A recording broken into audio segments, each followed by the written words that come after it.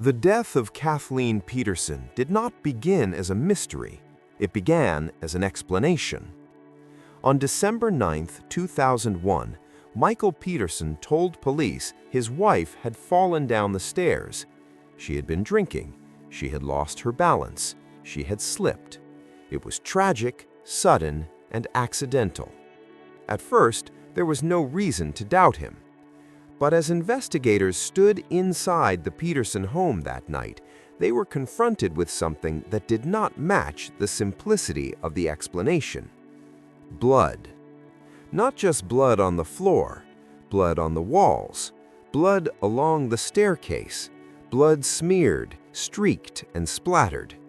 It was not the presence of blood that raised concern. Falls can cause catastrophic injuries. Scalp wounds bleed heavily. What unsettled investigators was the distribution. And from that moment forward, the case would revolve around interpretation. Michael Peterson was not a stranger to attention. He was a novelist, a newspaper columnist, a decorated Vietnam War veteran. He moved comfortably in political and social circles in Durham, North Carolina. He knew journalists. He knew attorneys.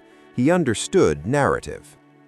Kathleen Peterson was equally formidable. She was an executive at Nortel Networks, earning significantly more than her husband. She supported the household financially. By most accounts, she was disciplined, ambitious, and deeply involved in her career. Their marriage, outwardly, appeared stable, but investigators are trained to look beyond outward stability. On the night Kathleen died, Michael Peterson said they spent the evening by the pool, drinking wine. Kathleen eventually went inside. Michael stayed outside longer than usual. When he entered the house, he found her at the bottom of the staircase, still alive but severely injured. He said she was breathing. He said she was attempting to speak. He said he tried to help her.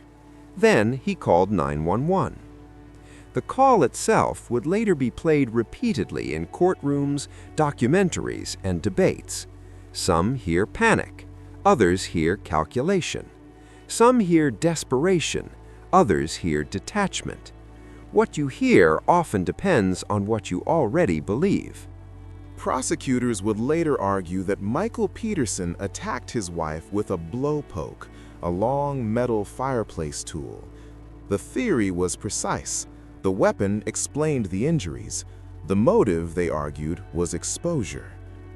During the investigation, police uncovered evidence that Michael Peterson had engaged in sexual relationships with men, something Kathleen may not have known. Prosecutors suggested that she discovered this information, confronted him, and that the confrontation escalated into violence. It was a powerful narrative. It combined secrecy, betrayal, rage, but narratives require evidence, and the blowpoke became a problem. Despite extensive searches, the alleged murder weapon was never conclusively found. One blowpoke, initially presented by police, was later shown to belong to a neighbor. Another was found years later, untouched, casting further doubt on the prosecution's theory. No fingerprints, no blood residue, no clear weapon. Yet the absence did not derail the case.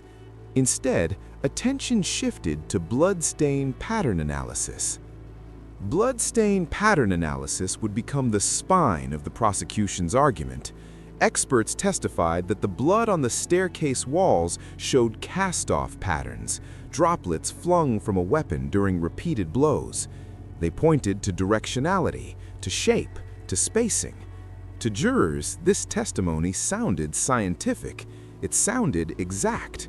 But bloodstain analysis occupies a complicated space in forensic science. It relies heavily on interpretation, on experience, on probability. And probability does not equal certainty.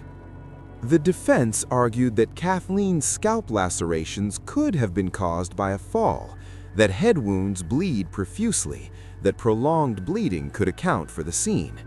They pointed out the absence of skull fractures, the absence of defensive wounds, the absence of a weapon. But juries do not evaluate science alone. They evaluate credibility, and credibility is shaped by story. Then, the prosecution introduced a detail that changed everything. Years earlier, while living in Germany, Michael Peterson had been close friends with a woman named Elizabeth Ratliff. She was found dead at the bottom of a staircase. Her death was ruled an accident. Michael Peterson discovered the body. Michael Peterson was present. Michael Peterson later adopted her children. Prosecutors argued the similarity was too great to ignore. 2 staircases, 2 women, 1 man present both times. The defense argued coincidence. The court allowed the jury to hear it, and from that moment, the case took on a darker gravity. This was no longer just about blood patterns. It was about pattern itself. Humans are wired to see repetition as meaning. Once the jury heard about the Germany case, the staircase stopped being just a staircase. It became a symbol. Michael Peterson testified in his own defense. He was articulate, controlled, confident. Some jurors found him credible. Others found him rehearsed. His calm demeanor, once a strength, became a liability in the eyes of some observers. Why wasn't he more emotional? Why wasn't he more broken? These are unfair questions, but trials are human processes, and humans judge emotion. In 2003, Michael Peterson was convicted of first-degree murder and sentenced to life in prison. For many, the case was closed. For others, it was just beginning. Years later, cracks began to form. A key prosecution expert, Duane Deaver, was found to have overstated the reliability of bloodstain analysis in multiple cases. Courts ruled that he had provided misleading testimony. This revelation shook the foundation of the Peterson conviction. Michael Peterson was granted a new trial. The certainty collapsed. At the same time, the Staircase documentary series reached a global audience. Cameras captured defense strategy, private conversations, legal frustration. Critics accused it of bias. Supporters argued it exposed reality. What it undeniably did was remove the illusion of finality. Another theory emerged, the owl theory. Defense experts suggested Kathleen may have been attacked by an owl while outside. Talons could explain the lacerations. Feathers were reportedly found. Disorientation and blood loss could explain the fall. To some, the theory sounded absurd. To others, it explained what no weapon ever did. The jury never heard it. In 2017, Michael Peterson entered an Alford plea. He maintained his innocence while acknowledging the state could convict him. He was released, legally guilty, factually unresolved. Kathleen Peterson remains dead. Michael Peterson lives free, and the staircase remains. When Michael Peterson was granted a new trial, the case entered a different kind of uncertainty. Not the uncertainty of whether a jury would convict again, but the uncertainty of whether the original truth could ever be reconstructed at all.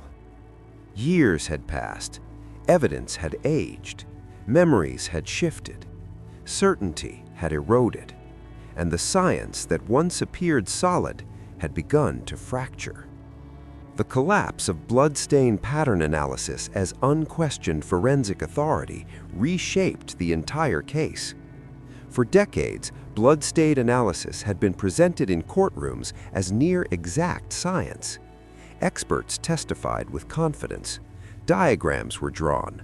Conclusions were delivered with certainty. But outside the courtroom, the discipline faced growing criticism.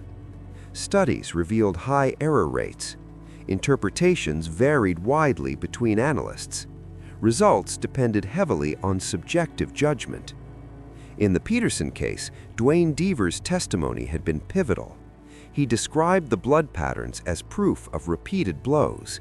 He dismissed alternative explanations. He framed probability as certainty. When courts later ruled that Deaver had overstated his conclusions in multiple cases, the implications were profound. If the science was flawed, the story built upon it could not stand unexamined. This did not mean Michael Peterson was innocent. It meant the foundation of certainty had cracked. And once certainty cracks, everything above it becomes unstable.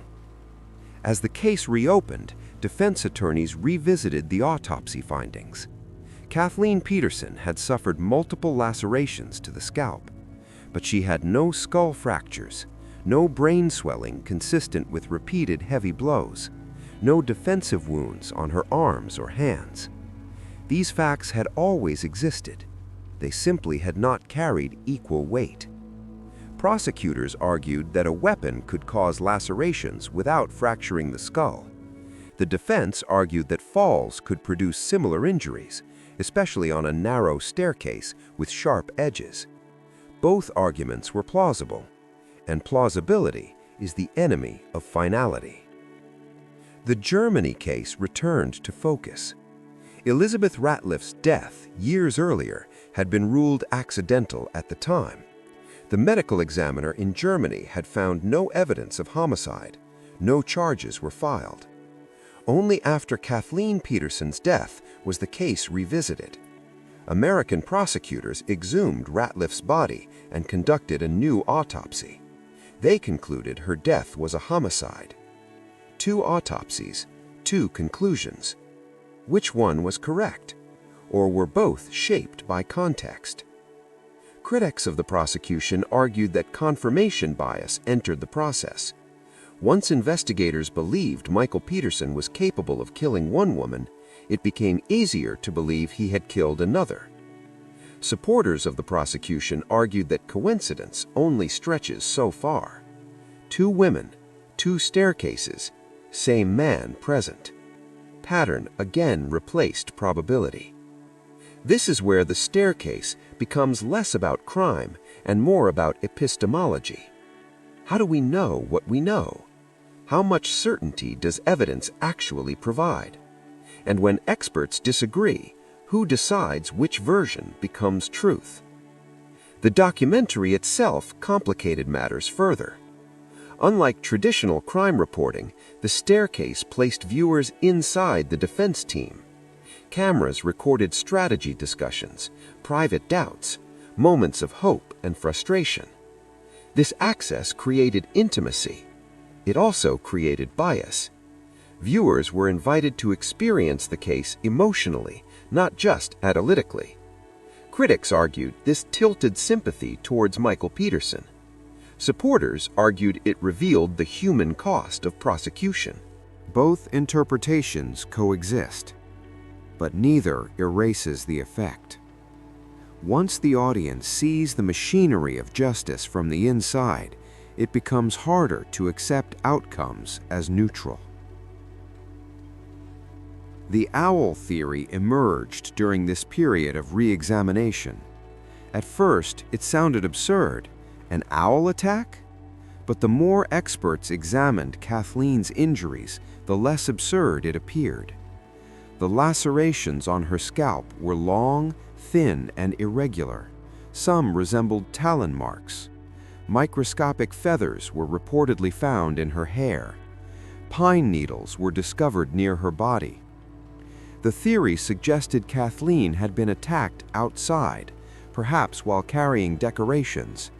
Disoriented and bleeding, she stumbled inside and fell down the stairs. It explained the blood. It explained the wounds. It explained the absence of a weapon. What it did not explain was timing, and timing is everything. The jury never heard the owl theory. It emerged too late. In criminal justice, timing often determines truth as much as evidence. As Michael Peterson faced the possibility of another trial, the reality of the system became clear. Winning outright exoneration would require overcoming not just evidence, but institutional exhaustion. Prosecutors had invested years. Victims' families sought closure. Courts prioritized finality. The system does not like reopening old wounds. Michael Peterson's decision to enter an Alford plea reflected this reality. By pleading guilty while maintaining innocence, he acknowledged the risk of conviction without admitting guilt. It was a legal compromise, a strategic surrender. He was released from prison, but the truth was not freed with him. Today, Michael Peterson lives with the paradox of legal guilt and personal denial. Kathleen Peterson's family lives with permanent loss, and the public lives with unresolved doubt. No verdict can fully satisfy all parties, because the case was never just about one night. It was about how evidence is framed, how expertise is trusted, how narratives harden. The staircase forces a confrontation with forensic certainty itself. Science evolves, methods improve, conclusions change, but verdicts are static. Once rendered, they resist revision, even as the foundations beneath them shift. This tension defines modern true crime. Some believe Michael Peterson is guilty and escaped accountability. Others believe he was convicted on flawed science and narrative momentum. Both positions can be argued, neither can be proven conclusively. And that is why the case endures, not because of sensationalism, but because it exposes a fundamental weakness. Justice requires certainty. Truth often refuses it. The staircase itself remains unchanged, a narrow passage, hard steps, sharp edges. It has become more than architecture. It is now a symbol of fallibility, of interpretation, of the danger of mistaking confidence for truth. Kathleen Peterson died there. Michael Peterson's life fractured there, and the justice system revealed its limits there. When people ask what really happened that night, the honest answer remains unsatisfying. We do not know, and we may never know. But what we can know is this: cases like the staircase are not anomalies. They are warnings. Warnings about certainty, warnings about expertise, warnings about how easily narrative outruns doubt. Truth does not always arrive cleanly. Sometimes it arrives fractured, sometimes it arrives too late, and sometimes it never arrives at all. By the time the staircase reached its later chapters, the case had quietly transformed into something larger than Michael Peterson. It had become a referendum on how truth is constructed inside modern justice systems. Not discovered, constructed. True crime at its best reveals the machinery behind verdicts. At its worst, it replaces one narrative with another and calls it clarity. The staircase exists uncomfortably between those extremes. It does not tell viewers what to think, but it guides where they look, and where we look shapes what we see. Michael Peterson was not a blank slate. He was articulate, educated, comfortable in front of cameras. That mattered. Jurors are human, viewers are human, prosecutors know this. Charisma does not prove innocence, but neither does awkwardness prove guilt. Still, perception matters, and perception is never neutral. Kathleen Peterson, meanwhile, risks becoming a secondary figure in her own story. That is the danger of long-form true crime. The victim fades into abstraction, the accused becomes the lens. But Kathleen was not a theory. She was a person, a mother, a professional, a life that ended violently and inexplicably. Her absence is the only undisputed fact. As debates raged online and across media, families on both sides lived with consequences far from the screen. The Peterson children fractured in belief. Kathleen's family endured years of reopening grief. Jurors carried doubt long after deliberation. The justice system moved on. People did not. What the staircase exposes is not a single failure, but a pattern seen in Avery, in Peterson, in countless lesser-known cases, where early assumptions harden, where experts overstate certainty, where narrative momentum overwhelms doubt. Once a theory takes hold, evidence stops being explored and starts being arranged. The role of forensic experts demands scrutiny. Juries are told science does not lie, but science is not a verdict machine. It is a process, a method, a set of probabilities. When presented as certainty, it becomes dangerous. The Duane Deaver scandal did not just affect Peterson, it called into question dozens of convictions.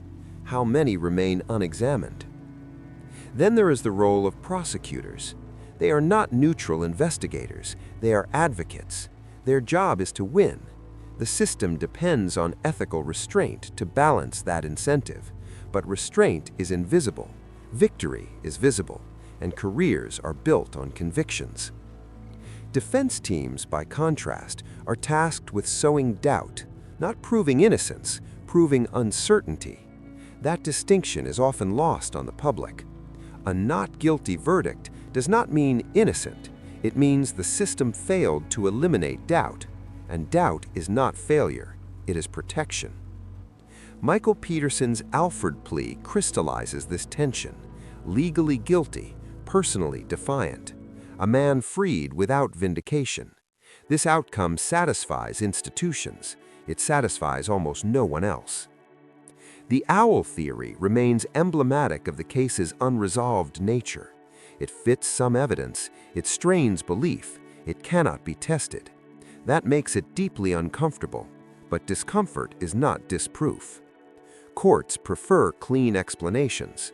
Reality often resists them. The staircase itself remains ordinary. That may be the most unsettling detail. No dramatic cliff, no remote forest, no exotic weapon, just a domestic space.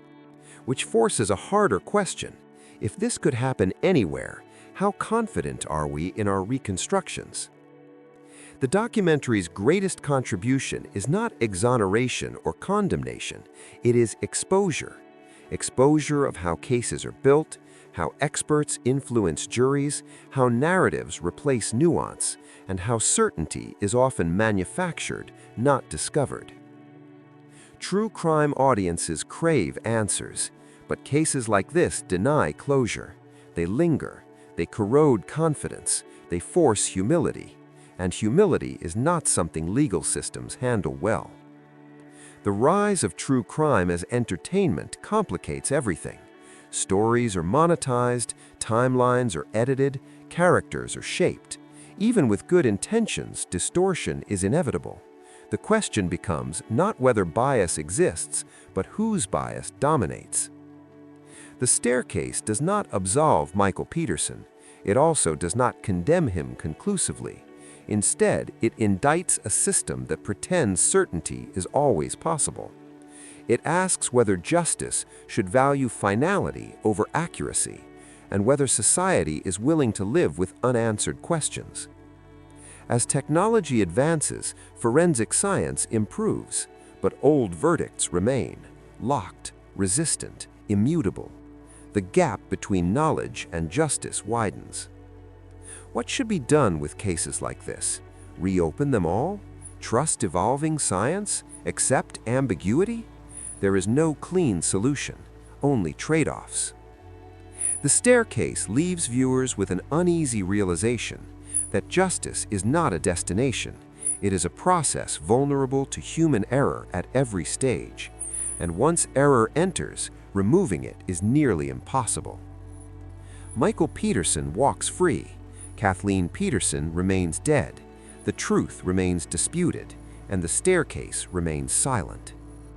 This is not a story about whether a man is guilty or innocent.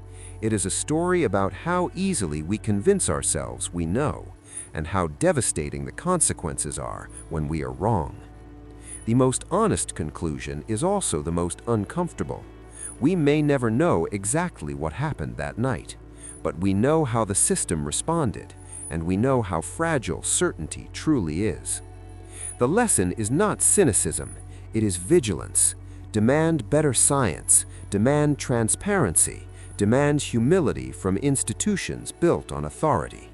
Because the next case will come, and the next staircase will wait.